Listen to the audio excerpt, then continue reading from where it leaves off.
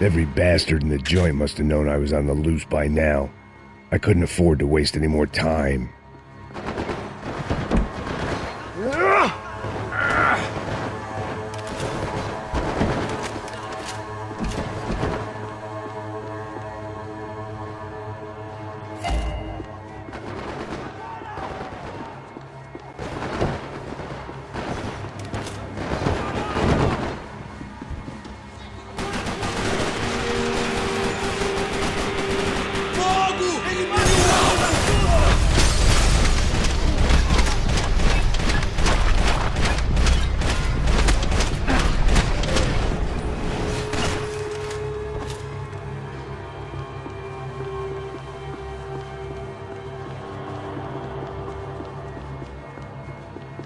Police food, the same crap the world over.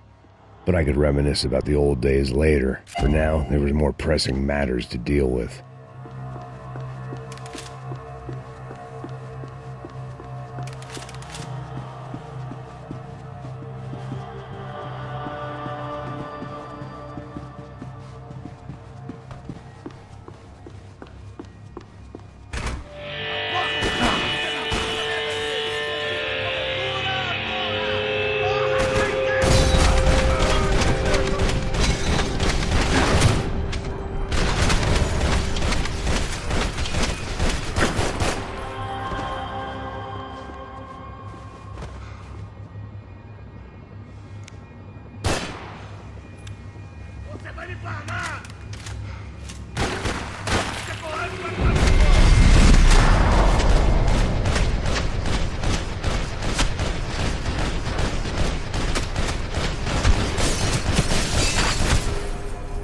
They'd come from the control room. It looked like the security cameras were still running.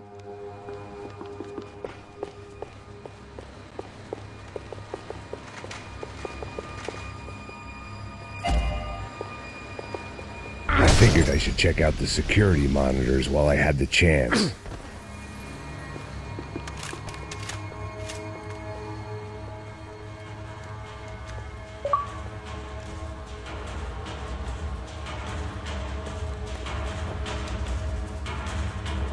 It looked like the prisoners were giving them a run for their money. That's what happens when you hand some roided-up halfwit a commando uniform with special on the front and let him ride around his hometown in a tank playing soldiers. Sooner or later, someone's gonna decide he's not so special. There were a bunch more in the elevator, tooled up like they were about to roll into Fallujah. And of course, they were headed my way.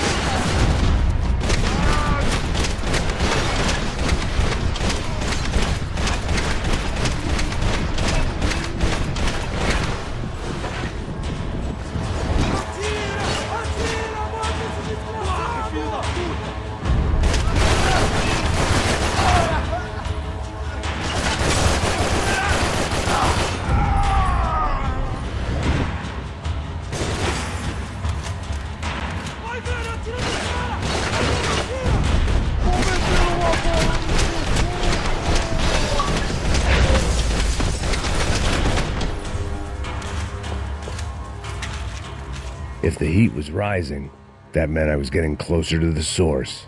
I had to keep moving.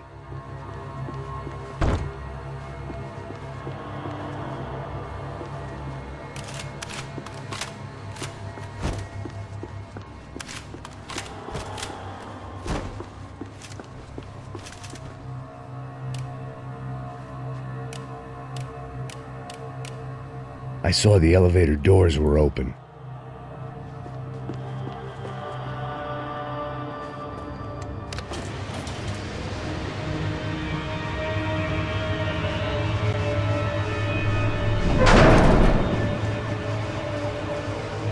If there was one thing I learned since being in Sao Paulo, It was that me and the local elevators were not a good mix.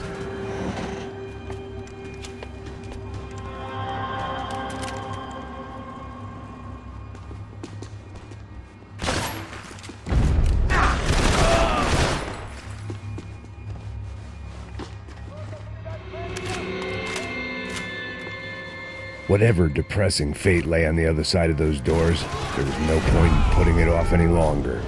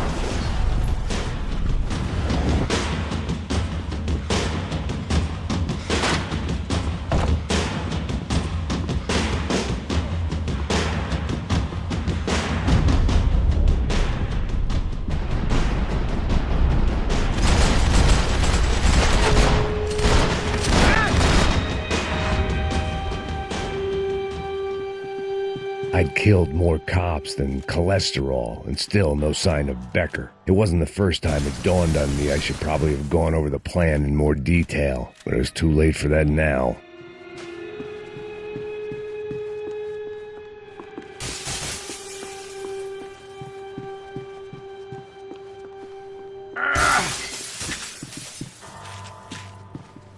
Sao Paulo's own David and Goliath.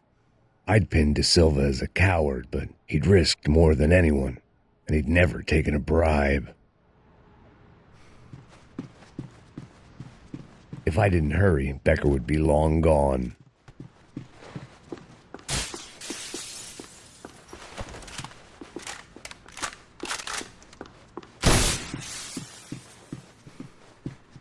AUP.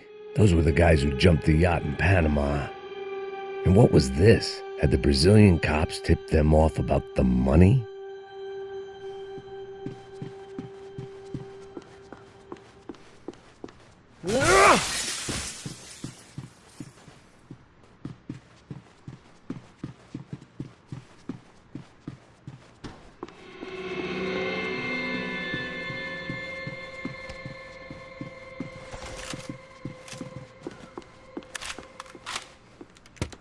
I still didn't know how I'd gone from drinking myself numb in New Jersey to looting corpses in Brazil.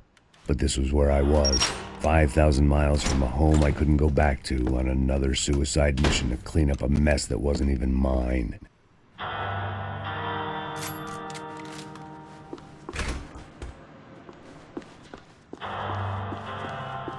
I'd spent my career dozing off in the briefing room. Now what? The CS were all but out of business in Sao Paulo, and suddenly Becker and Victor looked like local heroes in the war on crime. They'd really gotten their money's worth outsourcing their problems onto me.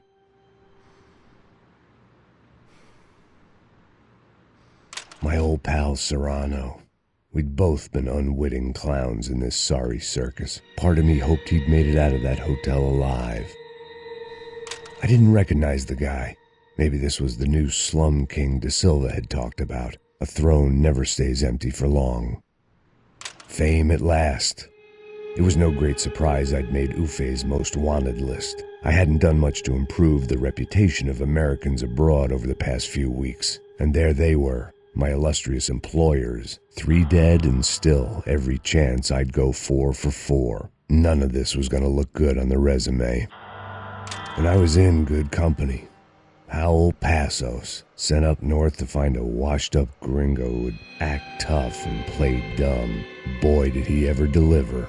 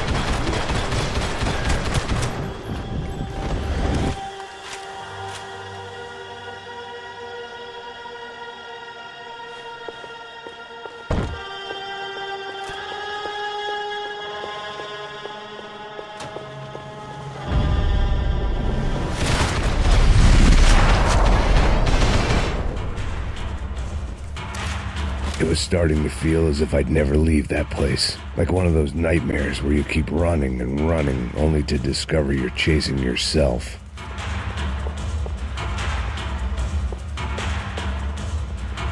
Nothing I was going to find in there could make a difference now. I had all the evidence I needed.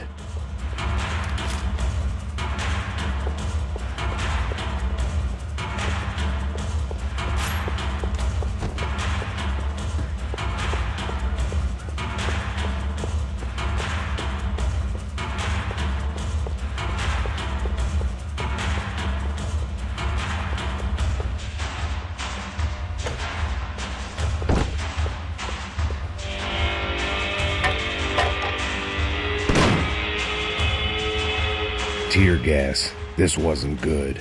I needed to find a way out of that stairwell and fast.